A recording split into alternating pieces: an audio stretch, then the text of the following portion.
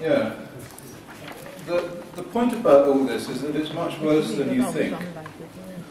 The real exposures to people started with the nuclear weapons testing, and that caused an increase in cancer of at least 30% in most countries.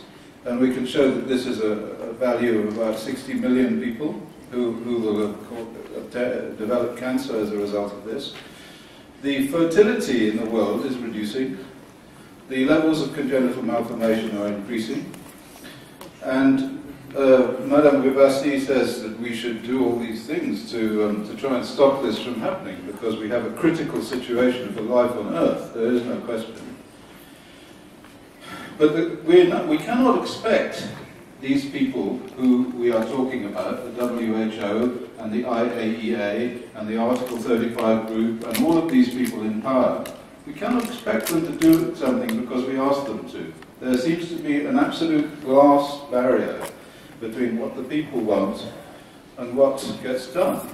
It's an impossible situation because we are living through the worst public health scandal of the history of life on this earth. And yet nothing seems to be possible to do. Well, let me make some suggestions. I'm going to talk soon and I won't go on and hold the microphone, so don't. But what I do say is this, that there are two things that are needed, absolutely, essentially. And one is that there has to be funding for independent research, because there is no independent research. And the people who are independent researchers, like my colleague Yuri Vandashevsky, like me, like the other people who work, and there are very few of these people, they work for virtually nothing. And it gets very difficult to function. They cannot obtain equipment, they cannot measure things.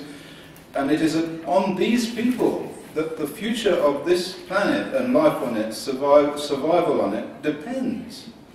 And they do not have funding to get younger people, to teach these younger people how to do the studies that are necessary to do, because we are all getting old, you know, and we're not going to live forever, and maybe we'll just get bored with it all and go fishing.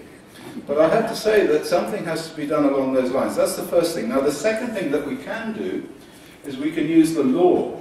Now, as an expert witness, I've won maybe more than 20 cases in seriously big cases, millions and millions of dollars of damages.